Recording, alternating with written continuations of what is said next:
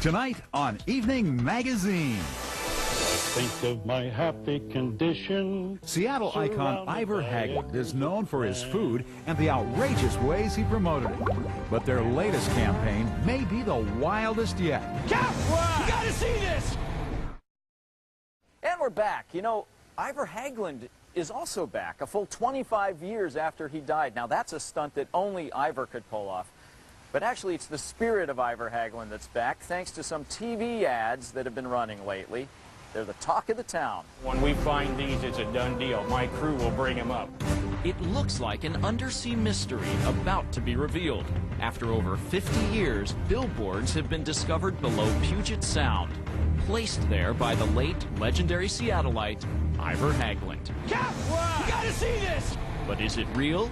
Or is it another clever campaign in the tradition of the man known as the master of marketing? Crazy Ivar. Bob Donegan is the president of Ivar's. He says the founder's sense of humor and media savviness was apparent from the start. Almost from the very beginning, the idea has been to do quirky, interesting, fun stuff for the community. Like when he found a cute and whiskery way to promote his new aquarium. In 1939, he loaded Patsy the seal into a baby carriage and took her up to Frederick and Nelson to take pictures with Santa. Another idea that had legs came when he hired over-the-hill prize fighter Two-Ton Tony to wrestle one of the aquarium's main attractions, Oscar the octopus. They got a glass tank, they filled it with water, they put the octopus in, and they wrestled for minutes. Oscar was declared the winner, despite going into the match with one major injury. The octopus was dead. Some of Ivar's best stunts were completely spontaneous. The famous corn syrup spill, when the railroad car punctured and dropped corn syrup on the waterfront.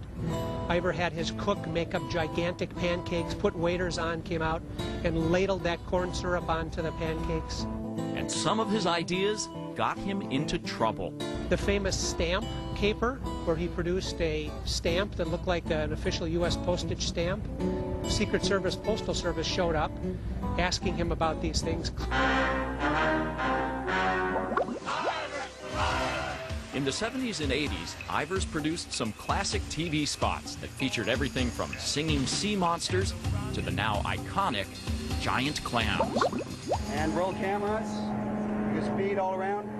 Despite passing away over 20 years ago, today the company that bears his name is still keeping Ivar's tongue-in-cheek tradition alive, with one of its most ambitious ads yet. Ivar believed that he was always looking ahead, that people would not be commuting above water. They would be commuting by submarine. Counting on Ivar's unconventional reputation to help solidify the story, the idea and the ad had a lot of people believing the billboards were authentic. But in reality, it's just a new chapter in Ivar's book of crazy commercials. We blocked out all the shots, hired the producer. They worked and planned and met with the divers, met with the captains, got sun angles, looked at tides, looked at everything. And action, bring it up. I think there's about 20 people on board today just to film a couple of 30-second spots. It's a pretty complicated thing. Place to be peaceful and quiet. That spot is on Puget Sound. Ivar Haglund may be gone, but the spirit of the man famous for telling us to keep clam is still making us keep smiling. We hope this campaign brings a little bit of fun into the fall television season. Ivar's is about fun. As I think of my happy condition, surrounded by acres of clams. Seattle historian Paul Dorpat, himself a local icon, is actually writing a book about Ivar. He expects it to be done sometime next year, and I, for one, can't wait to read it.